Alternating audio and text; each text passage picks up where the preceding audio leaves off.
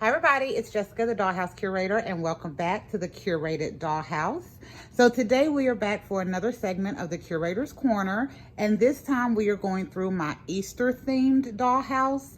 So I had this great idea to do an Easter themed dollhouse because it was April and Easter was coming up, and I had some ideas for some stuff that I wanted to do. So I'm going to walk you through each room. Okay, we haven't done a lot of new crafts for each room, but I think this setup was really nice, and this whole theme is kind of Easter at the grandparents' house. And these two dolls right here are playing my grandparents. We included our little toddlers and babies over here, and then we have some parents and siblings down here, and then of course my Easter themed backyard, which is the second backyard that I've attempted to do in the Curated Dollhouse, and I think this one turned out great. But hit the camera, Lord have mercy. But we're gonna start this Curator's Corner over here in the kitchen. And I'm not gonna go through this kitchen. Y'all have already seen it. Y'all know I did this full makeover on it. But I love this kitchen, and I did say that I was going to be kind of highlighting this kitchen a lot because they're separate pieces. I can configure them in a lot of different ways, and I absolutely love that. And I got two of them. So if you can see behind the island, there's two ovens, stove little pieces in there, because I figured grandma would have a double oven and this was the easiest way that I could do it. And then I put some pieces on the side, and I thought that worked really well. But what we're really here for in the kitchen is for these cute little Easter baskets that I decided to make for my babies. And I thought it was super cute because the theme of Easter at grandparents' house, I figured the grandparents are going to go over the top. So that is why I did it. So these little baskets are made just of some bottle caps and some twine. And then I wrapped it all the way around. And on the inside, I did buy the Easter grass, but it didn't want to stick in there very well in the long strips. So I cut them into pieces of confetti and then just put the hot glue in and sprinkled the confetti in the different places. And that's why it looks the way it does, but I kind of like it so it's not all kind of crisscrossy like a regular grass would be. And then I used these hair beads from the Dollar Tree. I think I got 400, no, I got 250 for $1.25. They came in like 4 or 5 different colors, and I used these as Easter eggs, and I thought it was a really cute idea. And I thought about making my own eggs, but I was like, it's much cheaper, it's much easier. And for my dollhouse, I love the crafting, but it's also about the playtime and the setup time for me. So I thought those worked out really good. And as you see, that each little baby has a basket, and it just turned out to be super cute. So we're moving on to the dining room, and in the dining room, I'm just going to cover a couple of things. So number one is I made just a couple of new windows. Oops, sorry, Granny. I made a couple of new windows. This one is a picture from a calendar. I thought it was really pretty, kind of gave a spring concept, and I love the water feature back there. And then this other thing is I took some of those canvas that I used, and then I cut a piece, not necessarily to fit behind this. It was just a happy accident that it wound up fitting behind that. But I cut that piece because, as I mentioned in the last video, on some of these kitchen pieces, I flipped the part around that had the little design on it. And if I'm going to use it sideways, I didn't want that showing into the next room.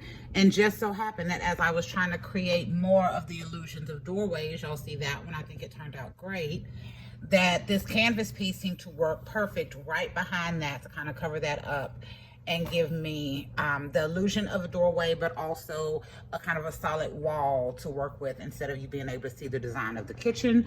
And I did the same thing on this side to transition from the dining room into the living room. So here in the living room, I really wanted to highlight my babies. Now these are old dolls. Seriously, they are. There's also old clothes. I don't even think they make dolls in this size anymore. I think the Kelly or Chelsea or whichever one this is much taller now. But I just wanted to use my babies because I haven't used them in the Curated Dollhouse yet. And I think it turned out really cute. And then they have all of their little outfits on and a couple of little surprises. So this one is actually just a little baby piece that I got, and I've noticed here recently they're coming out with these in the Skipper play sets, but I got this doll long time ago. And then this doll is a mermaid doll. And I could never find a boy doll, not in my little area. So I wound up just cutting the hair on this doll. And this plays my little boy doll in the dollhouse. Because I thought it was really cute to have a boy also. So again, I made another window out of that same calendar piece, sealed with the water and everything. I think that turned out really cute. And then this doll, of course, is the doll that we got at our last thrift store haul. Her name is Alana. For those of you who don't know, we posted out on YouTube and Instagram and had people vote, and Alana won. And I think it's beautiful. I think it really is becoming to her. So, and then this is all of my blue jean furniture to display. So here are the chairs. I did 2 little side chairs, and then y'all have seen the couch and the little side piece, the side chair already, but I just think that's so cute. And you see all of that natural wood kind of goes together really well in that space.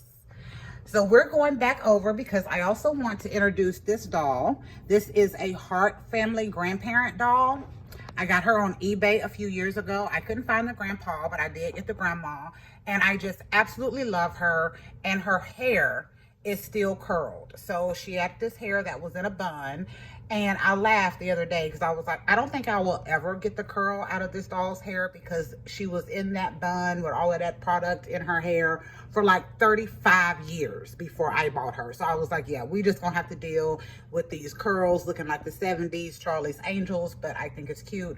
But I think she is the appropriate face and kind of age lines to play the grandma. And then I'm using the Barbie Looks John doll. I think this one is John. Is it? Yeah, I think so. But I'm using him to play the grandpa because I like the idea of having a multi-ethnic family in the curated dollhouse for Easter. So over here, we did just a small garage. So I just used some peel and stick paper on the floor and on the walls. And I put up my little normal tray that I have. I got this for $5 at the Dollar Tree. I've also seen them at the Dollar General, but they're like $8.50 at the Dollar General. So I recommend if you're gonna get one, get it from the Dollar Tree. I used some shower curtain hooks to hang up here. I wanna get like a bicycle or something that I can hang up there. I think that'd be cute. And then I just kind of put a table back there. And then I am literally using the back of this truck as kind of a catch-all for the little quick stuff that I need to use for all of my pictures. So my paper sacks, my Easter eggs, and all of that. But I thought it was super cute, and it's a cute little place to store stuff. And again, goes with that theme of the garage. And then here is my absolute favorite space of this entire dollhouse, and it is the Easter themed backyard. So we're going to start over here. I went to the Dollar Tree and I found all of these little toddler size pieces. So we got the table, we got 2 chairs, the little desk, and the dresser. I thought that was cute. I thought the grandparents would have a little place for the grandbabies to play in the backyard. I used some of our mini brand toys that my best friend's daughter sent me to go with it, and then a little toy box. This I got at the Family Dollar or the Dollar General. No, I got it at the Dollar General, and it was like $5, and I was going to use it as a gate, kind of a fence, but I didn't want to pay more money to, you know, additional to get a whole bunch of them. So I just kind of put it at the edge of my structure piece to play the rest of the wall. And then I made, y'all don't laugh, my husband laughed, I made this little tree, which just fell over, but I made this little tree a couple of weeks ago. And yes, it looks homemade, but I love it, and I thought it was cute to have for the Easter with the kind of theme of coming in, like everything is starting to bloom and work. So I put that behind the gate so it kind of distracts from it a little bit, but draws a little bit of attention to it. And then I was able to use some stickum to get my little flower box up on the wall, and I think it worked out well. I also at the Dollar Tree got this slide and this swing.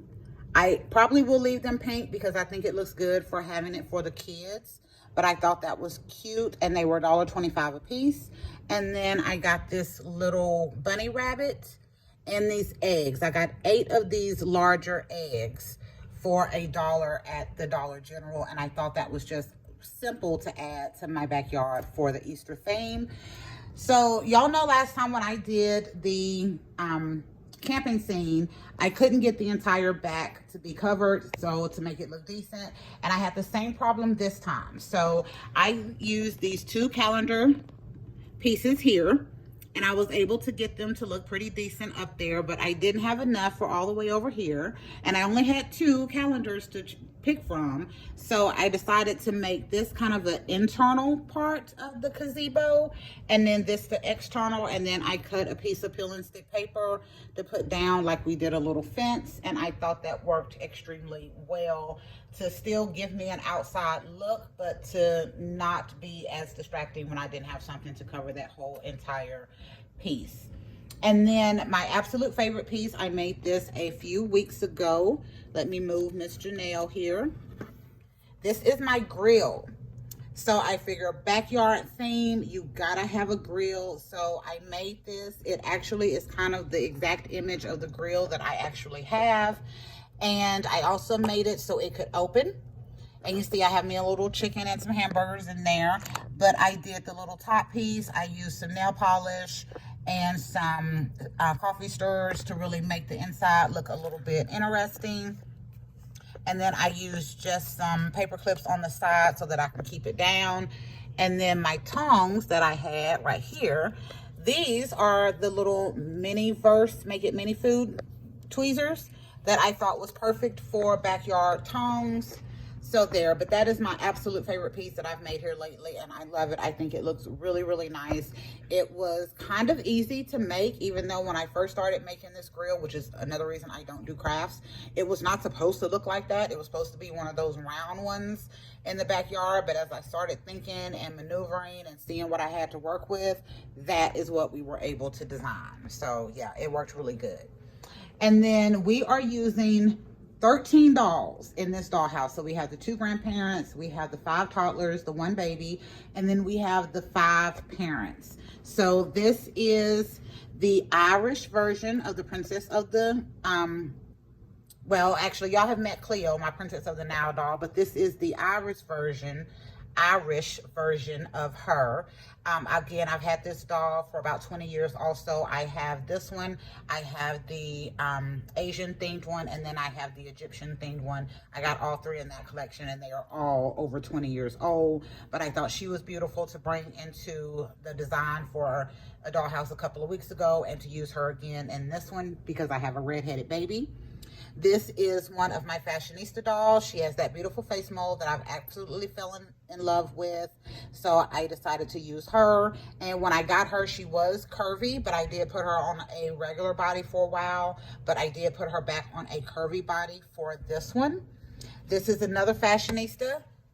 This is my doll. Oh, this one's name is Laura. I forgot to say that. This is my doll, Janelle. I don't know what fashionista number she is, but she was, again, a curvy doll. But I did not have an African-American curvy doll body that I could put her on that was made to move, so we had to put her on a regular.